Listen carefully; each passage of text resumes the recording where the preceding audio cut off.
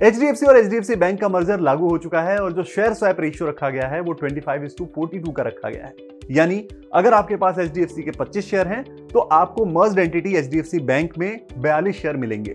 अब कुछ confusion share holders को है कि अगर उनके पास 25 से ज्यादा या 25 से कम शेयर्स हैं तो वो कैसे कैलकुलेशन करें और उन्हें कैसे पता चलेगा कि उन्हें कितने शेयर HDFC बैंक में मिलने चाहिए।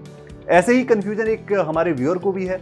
महेश्वर जी जो हमारे व्यूअर हैं उन्होंने हमें कमेंट करके सवाल पूछा है कि उनके पास 30 शेयर HDFC के हैं और उनके बेटे के पास 12 शेयर हैं HDFC के, तो उन्हें HDFC बैंक में कितने शेयर मिलेंगे और उनके बेटे को कितने शेयर मिलने चाहिए। तो सबसे पहले 30 शेयर की वैल्यू देखते हैं। स्वैप रेशियो सेम रहेगा 25:42 का।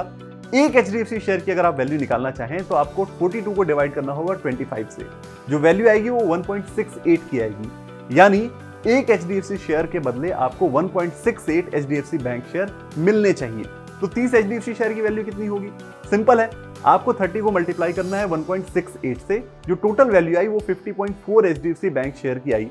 यानी आपको 30 शेयर के बदले 30 HDFC शेयर के बदले आपको 50.4 HDFC बैंक शेयर मिलने चाहिए। अब इसमें से 50 जो शेयर्स हैं वो तो सीधे सीधे आपके डीमेट अकाउंट में आ गए, लेकिन जो फ्रैक्शनल बचा यानी जो 0.40 की वैल्यू बची, उसके बदले आमतौर पर यह परंपरा है, आमतौर पर यह चलन है कि उसके बदले कैश पेमेंट शेयर होल्डर्स को की जाती है कंपनी की तरफ से। अब देख लेते हैं 12 शेयर की केस में क्या होता है। तो स्वैप रेशियो फिर से सेम है, जो वैल्यू निकल के आई थी वो 1.68 शेयर की आई थी, तो आप 12 शेयर के लिए 12 इंटू 1.68 कर देंगे, यानी जो टोटल वैल्यू आपकी निकल के आनी चाहिए वो 20.16 HDFC बैंक शेयर की निकल के आनी चाहिए।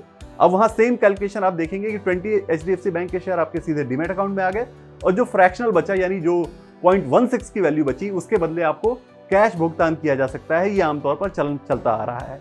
अगर आपके पास सिर्फ एक शेयर हो तो सिंपल है, बहुत ही सिंपल है कि जो स्वैप रेशियो है उसके हिसाब से हमने कैलकुलेशन जो की थी कि एक HDFC शेयर की वैल्यू 1.68 HDFC बैंक शेयर के बराबर होगी। यानी आपको एक जो शेयर है नए बैंक में वो आपके डीमेट अकाउंट में आ जाएगा और जो 0.68 की वैल्यू है उसके बदले आपको कैश पेमेंट की जा सकती है।